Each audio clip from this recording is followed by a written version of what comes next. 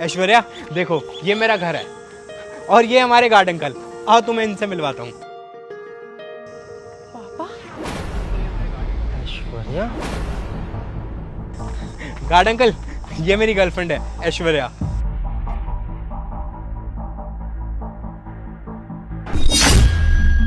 छोटे मालिक, आप तो कॉलेज गए थे।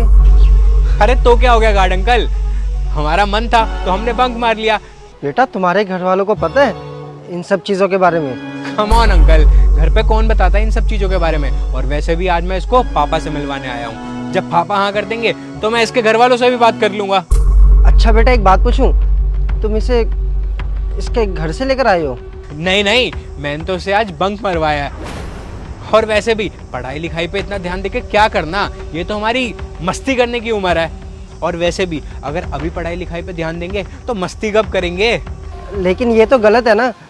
सोचो जरा, अगर इनके घर वालों को पता चला कि इनका बच्चा कॉलेज जाने की बजाय ये सब कुछ कर रहा है तो उनके दिल पर क्या बीतेगी। माँ बाप को तो यही लग रहा है ना कि उनके बच्चे तो कॉलेज पढ़ने के लिए गए हैं, बट बच्चे तो बाहर घूम रहे हैं। चलो, अच्छी बात है। अरे कैसे पता लगेगा, कोई बताएगा तभी तो पता लगेगा ना। और वैसे भी इसके पापा ना बहुत बड़े बिजनेसमैन हैं, उनके पास टाइम नहीं है इन सब चीजों के लिए। और इसी चीज का फायदा उठा के तो हम कॉलेज से डेली बंक मार लेते हैं। बिजनेसमैन? आप जानते हैं इनके पापा को?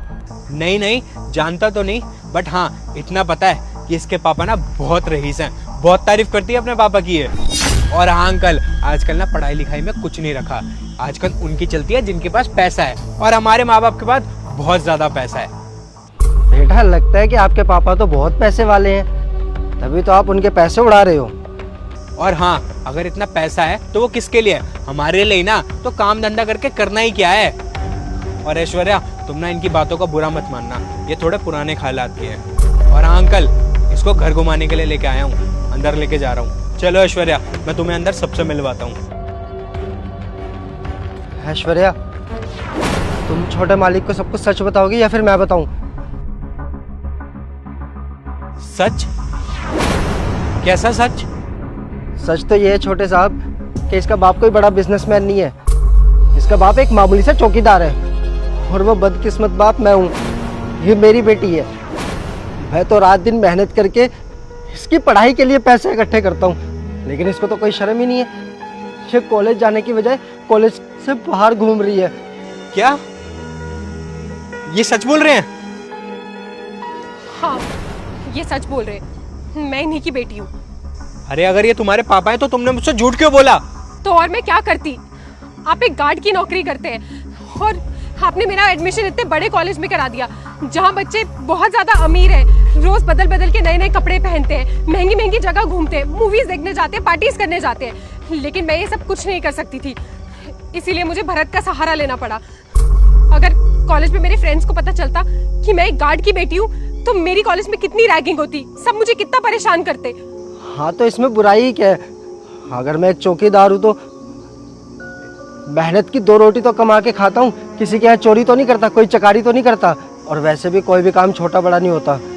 और ये मत भूलो कि इसी काम की बदौलत मैं तुम्हें इतने महंगे कॉलेज में पढ़ा लिखा रहा हूँ, और तू इसी काम से नफरत करती है।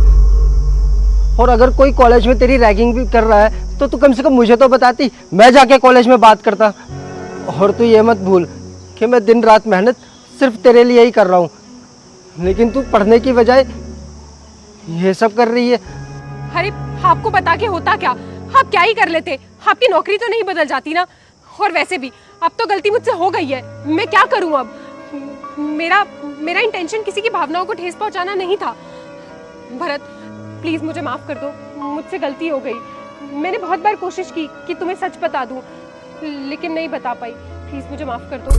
अगर कॉलेज में रैगिंग होती थी तो कम से कम तू मुझे तो सच बता सकती थी। मुझे बुरा इस बात का नहीं लगा कि इसने मुझसे झूठ बोला, मुझे बुरा इस बात का लगा कि इसने अपने पापा को पहचानने से मना कर दिया। अरे ये तुम्हारे पापा हैं कि दिन रात मेहनत करते हैं ताकि ये तुम्हें एक अच्छी जिंदगी दे सकें, और तुम इनको पहचानने से इनकार कर रही हो। और जो लड़की ना अपने बाप की नहीं हो सकी ना, वो मेरी क्या ही होगी। मैंने बहुत बड़ी गलती कर दी उनसे प्यार करके। साहब, हो सके तो इसे माफ कर देना।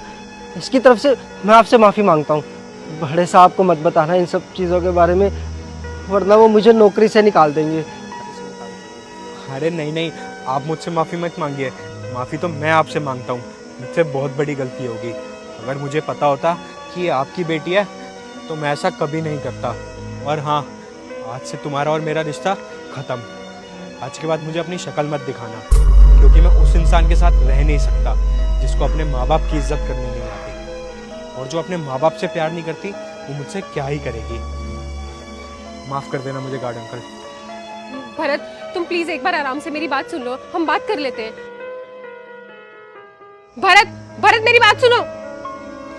पापा, आप प्लीज भरत को समझाइए ना, मैंने ये सब जान के नहीं किया है। मैं भरत से बहुत प्यार करती हूँ, प्लीज आप बात कर लीजिए ना एक बार। क्या सुनूं? और वैसे भी जो कुछ हुआ ना तेरे साथ बिल्कुल सही हुआ है। वो कहते ना कि जैसा कर्म करोगे वैसा ही फल भोगना पड़ता है। और अब तू जा यहाँ से, मुझे अपना काम करना है।